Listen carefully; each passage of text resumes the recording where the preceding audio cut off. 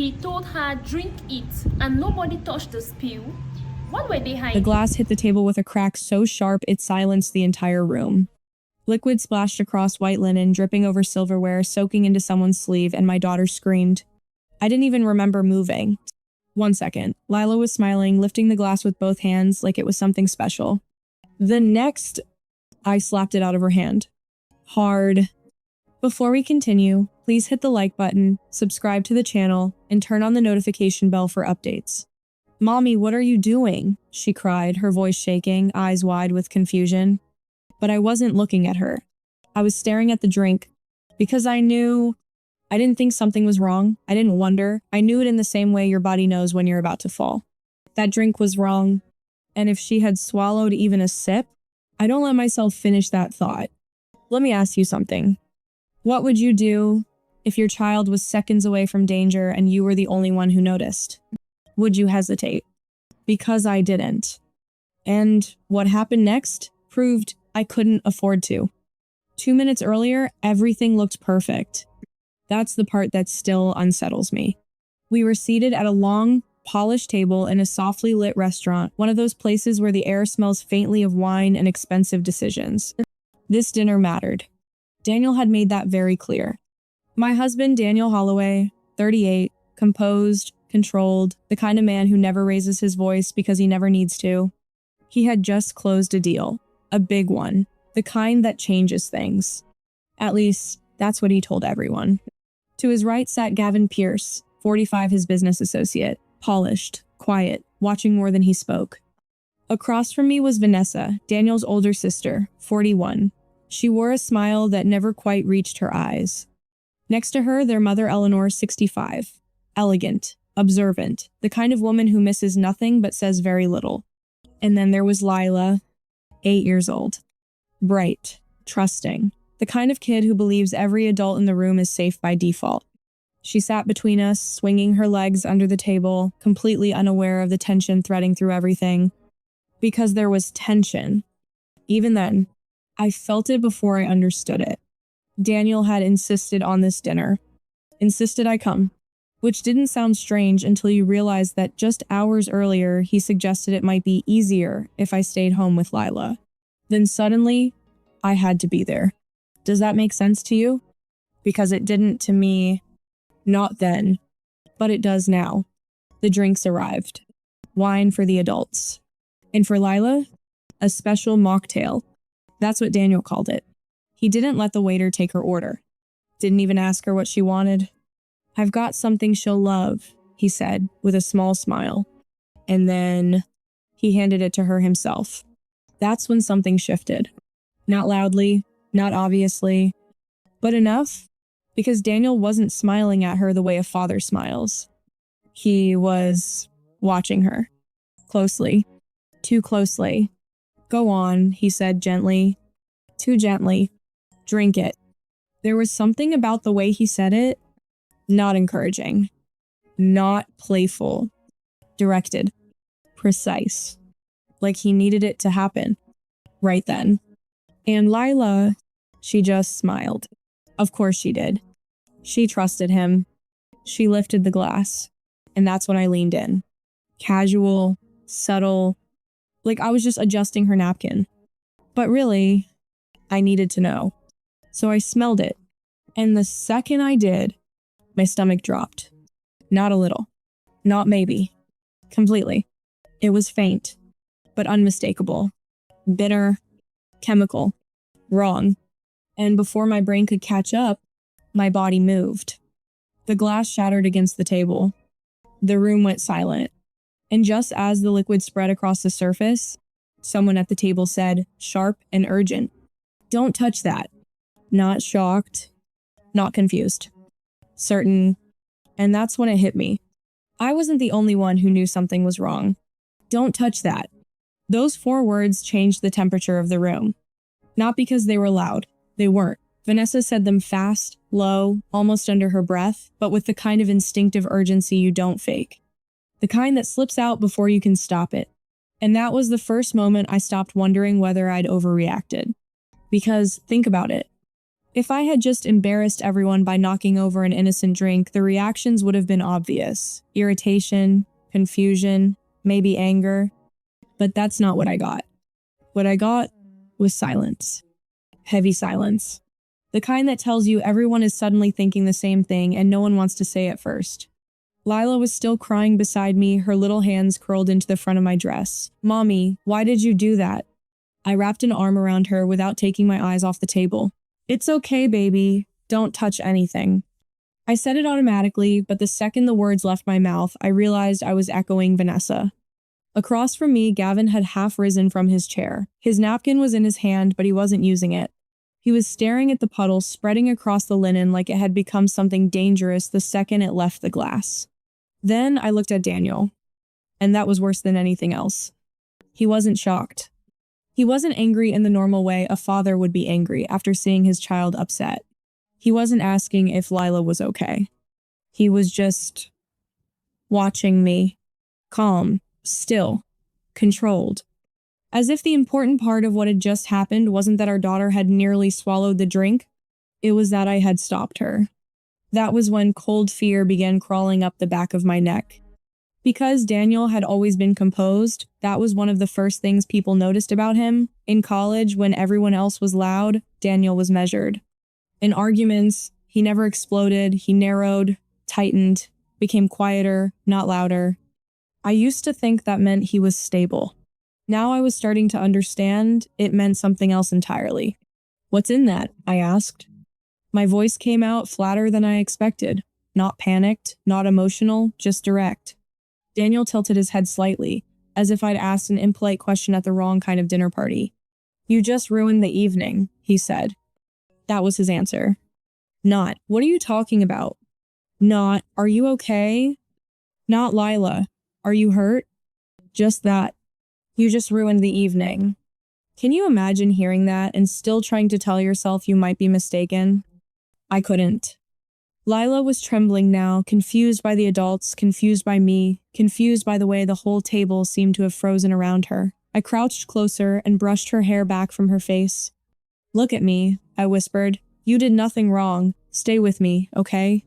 She nodded, eyes wet, lower lip shaking. Then I caught movement to my left. A waiter was approaching, polite and oblivious, already reaching for a towel from his apron. "So sorry, folks, let me just clean." Vanessa stood up too fast. "No," she said, stepping directly into his path. "Leave it." The waiter blinked. "Ma'am?" I said leave it. Now everyone heard it. Now everyone could feel it. And then I saw something small, so small I might have missed it if I weren't already watching everyone like my life depended on it. Daniel gave the slightest shake of his head, and Vanessa stopped talking. Not because she agreed. Because she had said too much. A pulse started pounding in my ears. Eleanor, who had been quiet until then, picked up her water glass with a hand that was almost steady. Almost. "Mara," she said with forced calm, "you're upsetting Lila." I turned to her. "What was in that drink?" Her expression barely changed, but her fingers tightened around the glass. Gavin finally sat back down, but he looked pale now, paler than before. He loosened his tie with one finger like the room had suddenly gotten warmer. Nobody answered me. Nobody. And that was the answer.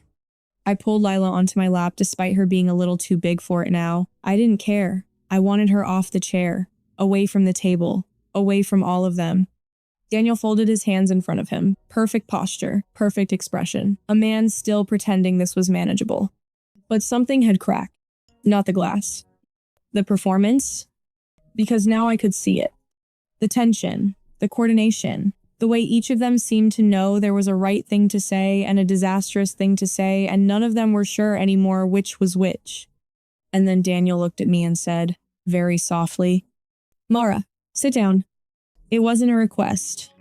And in that instant, I knew this dinner was no longer about a spilled drink. It was about what they thought they could still control. "Sit down." That's what he said. Quiet, controlled, like nothing had actually happened.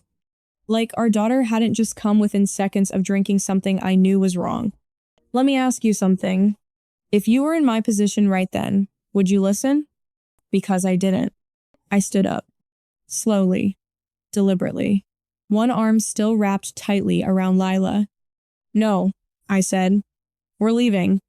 The words landed heavier than I expected. Not dramatic, not loud, but final. And for the first time that night, Daniel changed. Not much, most people wouldn't have caught it. But I did, because I'd spent years learning his tells. The slight tightening of his jaw, the way his fingers pressed together just a little harder. The calm wasn't gone, but now it had edges.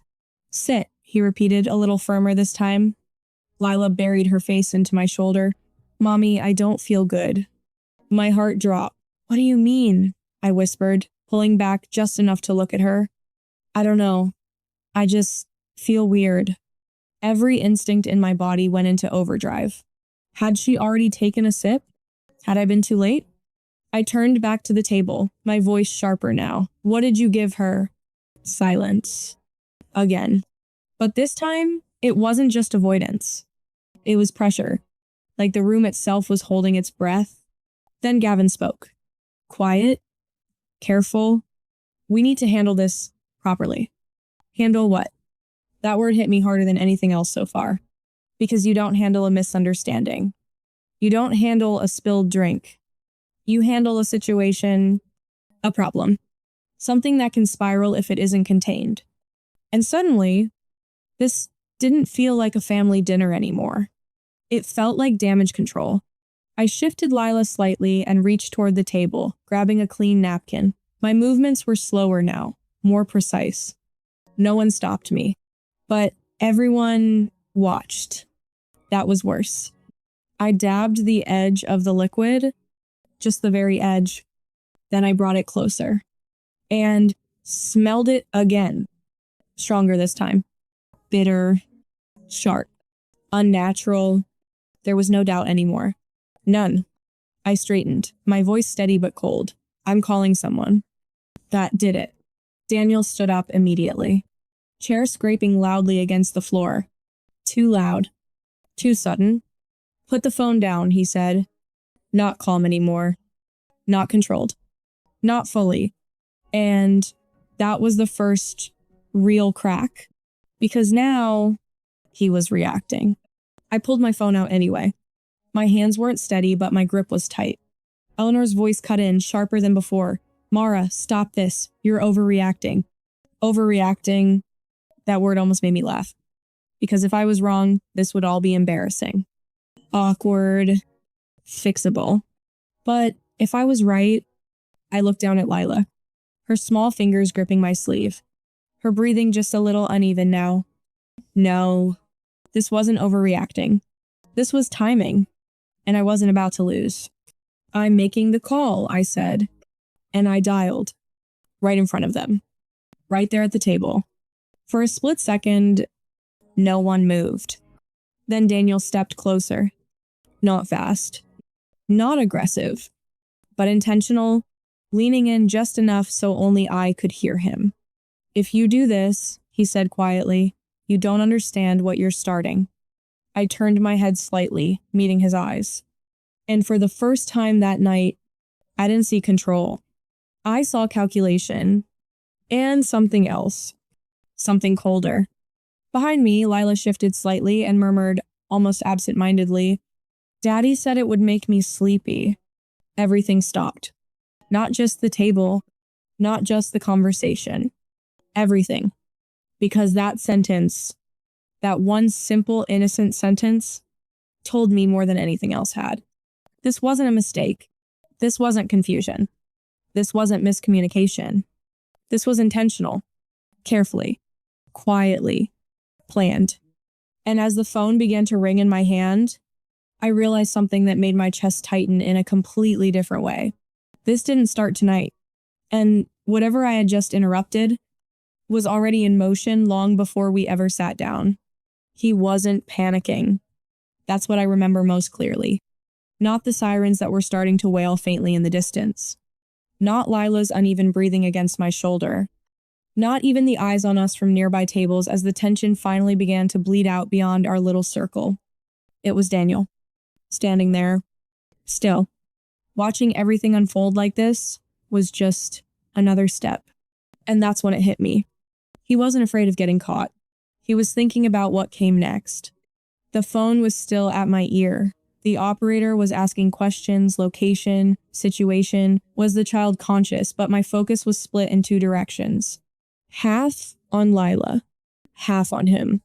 Yes, I said quietly into the phone. I gave the address, my voice steady despite the chaos building around us. There's been possible poisoning. My daughter, she didn't drink it, but she might have been exposed. Might. Even saying that word felt like a gamble. Behind me, I could feel movement now. Chairs shifting, staff whispering. The invisible line between private dinner and public emergency had been crossed. And Daniel? He stepped back. Just one step. Creating distance. Not from me. From the situation. From the table. From the evidence. That was when Gavin finally broke. It wasn't supposed to be like this. His voice was low, strained, like the words had been building pressure inside him. I turned to him immediately. Then how was it supposed to be? He didn't answer. Of course he didn't. But he didn't need to. Because now the pieces were aligning faster than I could process them. The insurance policy, the quiet arguments, Daniel asking strange hypothetical questions about worst-case scenarios, his sudden insistence on handling finances alone. And tonight, the controlled setting, the selected company, the drink he personally made sure Lila received. This wasn't impulsive. This was engineered.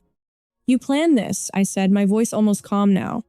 Daniel didn't respond, didn't deny it, didn't even look surprised that I had said it out loud. That silence, that was confirmation. Lila stirred again in my arms, her voice smaller now. Mommy, I feel tired.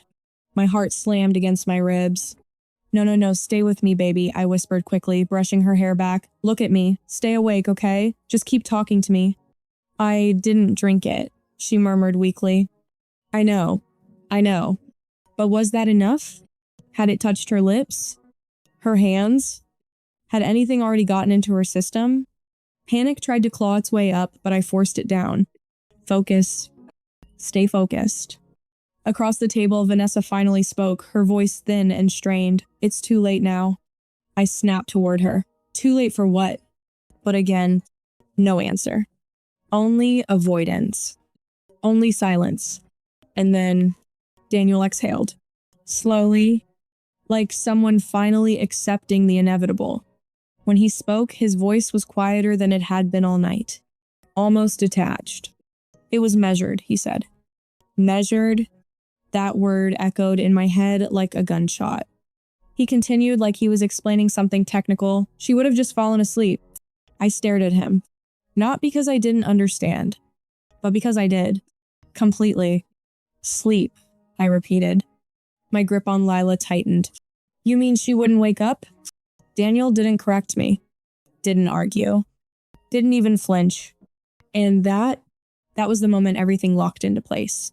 Not just what he had done, but how far he had already gone in his own mind. This wasn't hesitation. This wasn't doubt. This was something he had already accepted as necessary, as reasonable. And somehow, that was worse than anything else. The sirens were louder now. Close. Very close.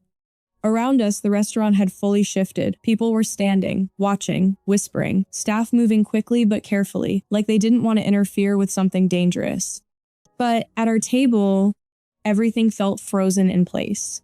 Suspended between what had almost happened and what was about to. I looked at Daniel one more time. Really looked at him. At the man I had built a life with. At the father my daughter trusted without question. And I realized something that sent a chill deeper than fear through me. He wasn't done. Not really. Because plans like this, they don't start and end in a single moment. They have layers, backups, contingencies. And as the flashing lights began to reflect through the restaurant windows, I understood something with absolute clarity. Stopping the drink was only the beginning. The first officer through the door didn't hesitate. Not when he saw the table. Not when he saw Lila in my arms. Not when he saw Daniel. Everything moved fast after that, but not in a chaotic way. Controlled, systematic, like stepping into a machine that already knew exactly what to do. Ma'am, I need you to step back with the child, the officer said, calm but firm. I nodded immediately, pulling Lila closer as I moved away from the table. Another officer stepped in, blocking access to the spill. Gloves, evidence bags, sharp eyes scanning everything. Has she ingested anything? A paramedic asked, already kneeling beside us. I don't think so, I said, my voice tight. She held the glass. That's it. I smelled it. It was wrong. Lila looked up at them, pale, her usual brightness dimmed by confusion and fear. I didn't drink it, she said again, softer this time. We're going to check you anyway, okay? The paramedic said gently. Behind us, the tone shifted. Questions started. Directed. Precise. What was in the drink, sir? Silence. Did anyone else handle it? More silence. And then, Gavin broke first. I didn't mix it, he said quickly, his voice cracking under pressure. I didn't, he told me it was handled. That was it. That was the crack that split everything open. All eyes turned to Daniel. And for the first time that night, he didn't look composed. Not panicked, but cornered. Subtly, I turned just enough to see him as one of the officers stepped closer. Sir, I'm going to need you to answer the question. Daniel exhaled slowly, like he had already accepted how this would go. It was a sedative, he said. Just like that. No denial, no attempt to soften it. The words landed heavy in the room. What kind of sedative? The officer pressed. A compounded dose, Daniel replied. Stronger than standard. Stronger than standard. For an 8-year-old, I felt something inside me go cold and sharp all at once. The officer's expression hardened. And your intention? That was the moment. The one where he could have lied, could have twisted it, could have tried to salvage something. He didn't. It was measured, he repeated. She would have lost consciousness. It would have appeared natural. Natural, like a sudden medical event, like something no one would question too deeply, like something that could be explained away. My grip on Lila tightened instinctively, my heart pounding so hard it almost drowned out everything else. And then it all came out. Not all at once, but enough. The life insurance policy, recent, substantial, taken out quietly. Financial strain hidden beneath Daniel's carefully maintained image. Debts tied to Gavin investments that had collapsed behind the scenes. Pressure mounting. Options narrowing. And somewhere along the line, he made a decision. Not impulsively, not emotionally, logically. That was the worst part. This wasn't rage.